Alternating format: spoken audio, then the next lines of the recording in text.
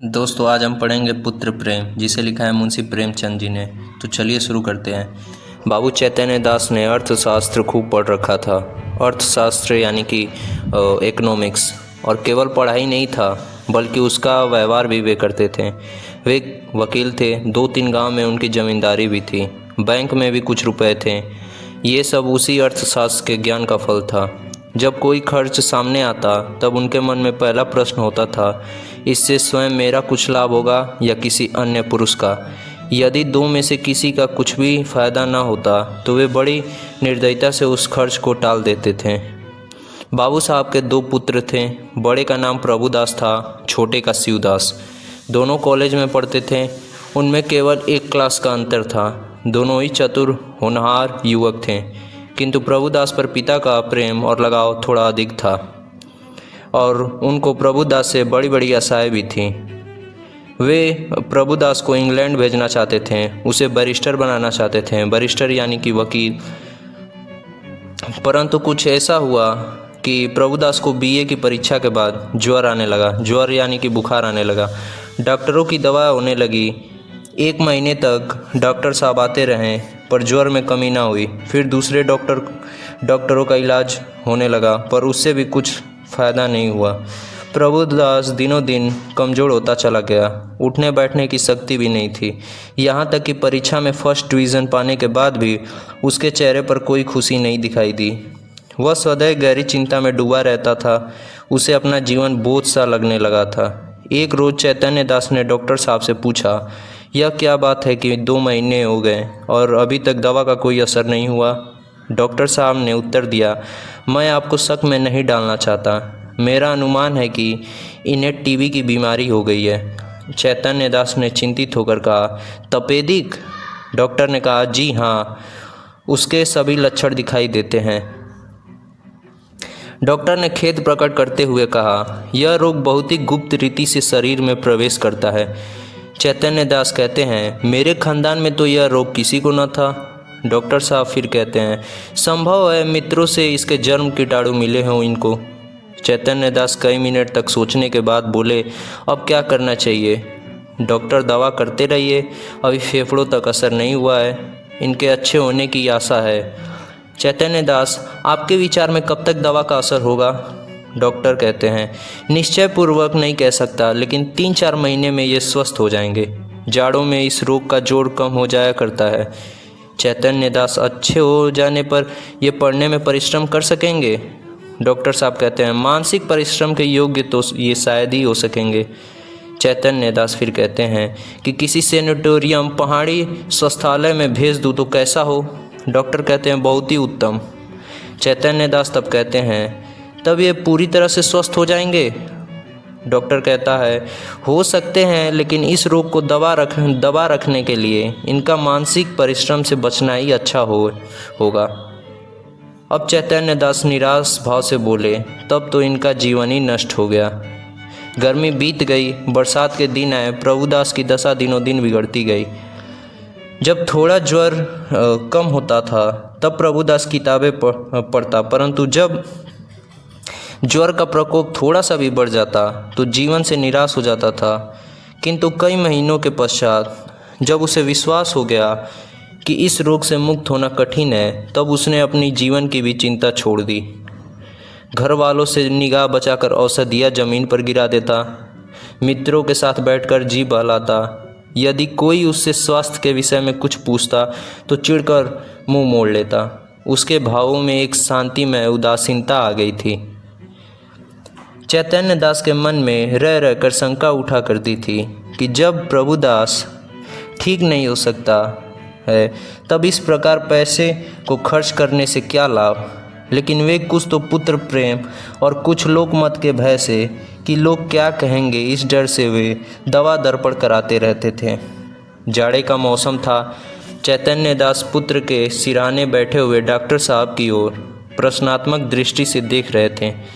जब डॉक्टर साहब टेम्परेचर लेकर थर्मामीटर लगाकर कुर्सी पर बैठे तब चैतन्य दास ने पूछा, अब तो जाड़ा आ गया, आपको कुछ अंतर मालूम होता है? डॉक्टर कहते हैं, बिल्कुल नहीं, बल्कि रोग और भी भयानक होता जा रहा है। चैतन्य दास ने कठोर स्वर में पूछा, तब आप लोग क्यों मुझे इस भ्रम में डाले हुए थे कि जाड़े में अच्छे हो जाएंगे। और फिर चैतन्य दास डॉक्टर से कहते हैं कि इस प्रकार आप लोग किसी की मजबूरी का फ़ायदा उठाते हैं। डॉक्टर ने नम्रता से कहा, ऐसी दशाओं में हम केवल अनुमान कर सकते हैं और अनुमान सदैव सत्य नहीं होता। आपके पैसे ज़रूर खर्च हुए, पर मैं आपको विश्वास दिलाता हूँ कि मेरी इच्छा आपको भ्रम में डालने की नहीं थी।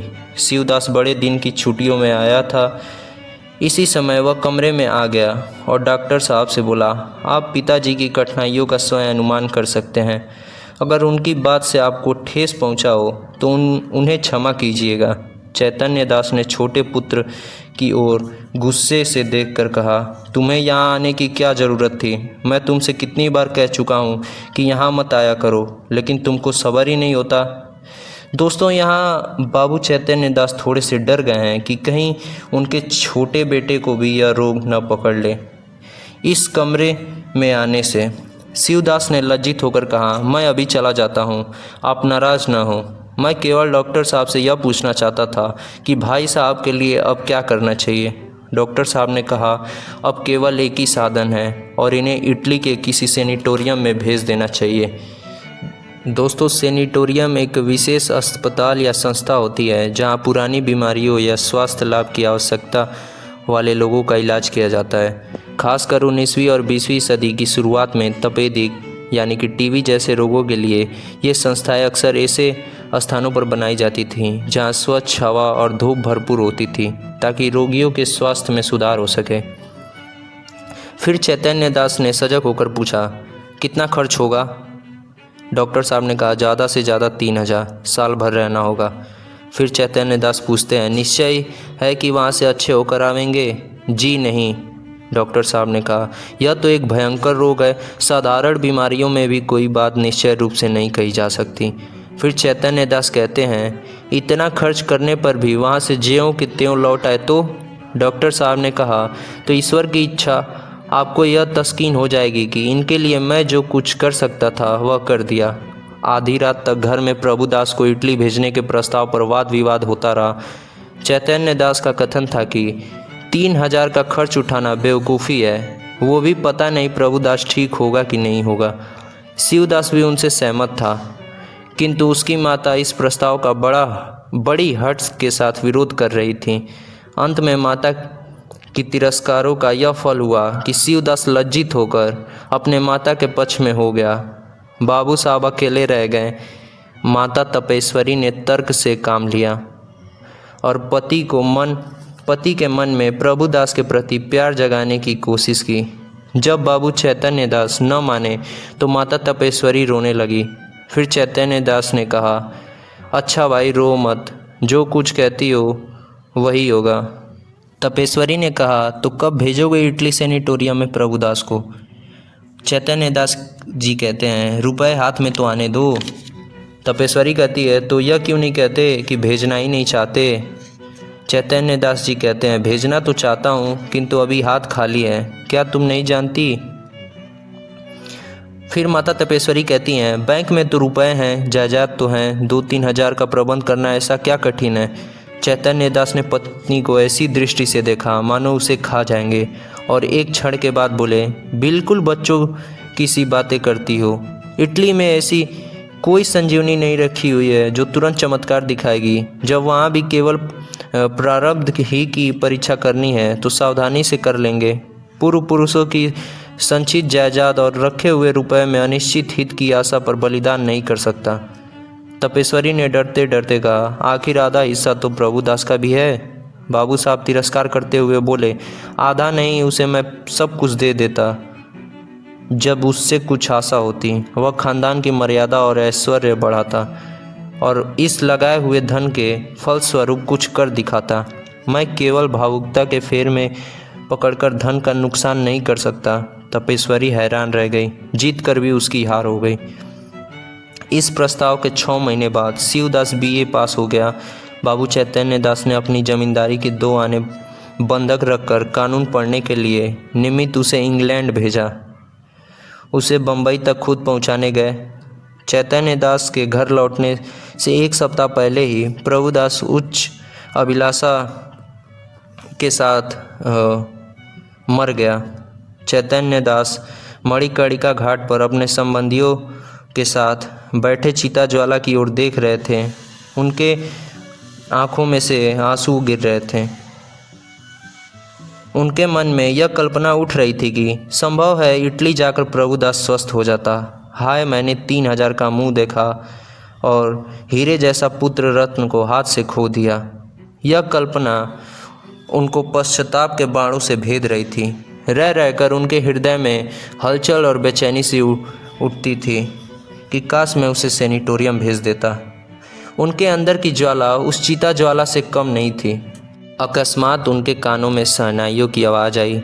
उन्होंने आंख ऊपर उठाया तो मनुष्यों का एक समूह एक दूसरे अर्थी के साथ आता हुआ दिखाई दिया। वे सब के सब ढोल बजाते गाते पुष्प आदि की वर्षा करते चले आते थे। घाट पर पहुंचकर उन्होंने अर्थी उतारी और चिता बनाने लगे। उनमें से एक युवक आकर चैतन्य दास के पास खड़ा हो गया। बाबू, चैतन्य दास ने पूछा, किस मोहल्ले में रहते हो?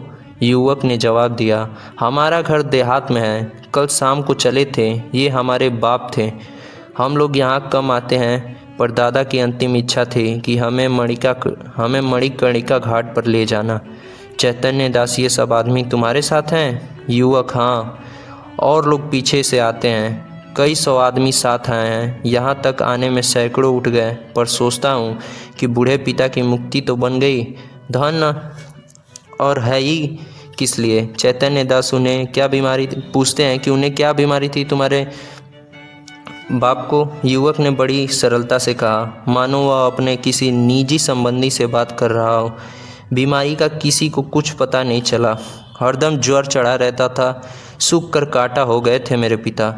3 वर्ष तक खाट पर पड़े रहे। जिसने जहाँ बताया लेकर गए। चित्रकूट, हरिद्वार, प्रयाग सभी स्थानों में लेकर घूमे। वैद्यों ने जो कुछ कहा उसमें कोई कसर नहीं की। इतने में युवक का एक और साथी आ गया और बोला, साहब, मुंह देखी बात नहीं, नारायण लड़का दे तो ऐसा दे। इसने रुपयों की ठीकरे समझा। घर की सारी पूंजी पिता की दवा दारू में स्वाहा कर दी। थोड़ी सी ज़मीन तक बेच दी। पर काल बलि के सामने आदमी का क्या बस है? युवक ने गदगद स्वर से कहा, भैया, रुपया पैसा हाथ का मैल है। कहाँ आता है कहाँ जाता है, मनुष्य नहीं मिलता। जिंदगानी है तो कमा खाऊंगा, पर मन में यह लालसा तो नहीं रह गई कि हाय, यह नहीं किया अपने पिता के लिए, उस वैद्य के पास नहीं गया, नहीं तो शायद बच जाते। हम तो कहते हैं कि कोई हमारा सारा घर द्वार लिखा ले, केवल दादा को एक बार बोल बुला दे। इसी माया मोह का नाम जिंदगानी है, नहीं तो इसमें क्या रखा है? धन से प्यारी जान, जान से प्यारा ईमान। बाबू साहब, आपसे सच कहता हूँ, अगर दादा के लिए अपने बस की कोई बात उठा रखता तो आज रोते न बनता, अपना ही चित्त अपने को धिक्कारता। नहीं तो मुझे इस घड़ी ऐसा जान पड़ता है कि मेरा उद्धार एक भारी ऋण से हो गया। उनकी आत्मा सुख और शांति में से रहेगी तो मेरा सब तरह कल्याण ही होगा। बाबू चैतन्य दास ने सिर झुकाया। ये बातें सुन रहे थे। एक एक शब्द उनके हृदय में सर के समान चुभता था। इस उदारता के प्रकाश में उन्होंने अपनी हृदयहीनता, अपनी आत्मशून्यता, अपनी भौतिकता अत्यंत भयंकर दिखाई देती थी। उनके चित्त पर इस घटना का कितना प्रभाव पड़ा कि यह इसी से अनुमान किया जा सकता है कि प्रभुदास के अंत्येष्टिक संस्कार में उन्होंने हजारों रुपए खर्च कर डाले। उनके संपत्ति हृदय की शांति के लिए अब एकमात्र यही उपाय रह गया था। और इसी के साथ यह कहानी समाप्त हो जाती है। धन्यवाद।